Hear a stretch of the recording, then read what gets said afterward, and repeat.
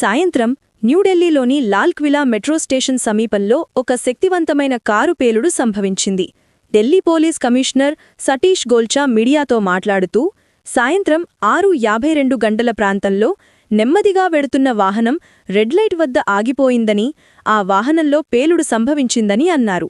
పేలుడు కారణంగా సమీపంలోని వాహనాలు కూడా దెబ్బతిన్నాయని ఆయన తెలిపారు.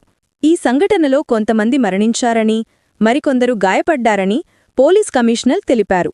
ఆకాశవాణి న్యూస్తో మాట్లాడుతూ, సాయంత్రం 6:55 గంటల ప్రాంతంలో ఈ సంఘటన గురించి తమకు కాల్ వచ్చిందని ఢిల్లీ ఫైర్ సర్వీస్ తెలిపింది. మంటలను అదుపు చేయడానికి 7 అగ్నిమాపక దళాలను సంఘటనా స్థలానికి పంపినట్లు తెలిపింది. పేలుడు కారణంగా సమీపంలోని 1 లేదా 2 కార్లు కూడా కాలిపోయాయని వారు తెలిపారు.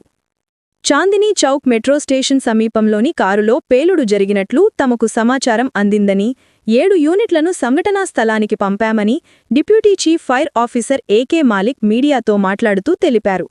రాత్రి 7:29 గంటలకు మంటలను అదుపులోకి తీసుకువచ్చామని, బృందాలు సంఘటనా స్థలంలోనే ఉన్నాయని ఆయన తెలిపారు. ఢిల్లీ సీనియర్ పోలీసు అధికారులు కూడా సంఘటన స్థలానికి చేరుకున్నారు. ఇదిలా ఉండగా, పేలుడు తర్వాత అనేక మంది క్షతగాత్రులను లోక్ నాయక్ జయప్రకాష్ ఎల్ఎన్జేపీ ఆసుపత్రికి తీసుకువచ్చారని, గాయపడిన అనేక మందిని ఆసుపత్రికి తరలించారని వార్తా సంస్థ ఏఎన్ఐ వర్గాలను ఉటంకిస్తూ తెలిపింది.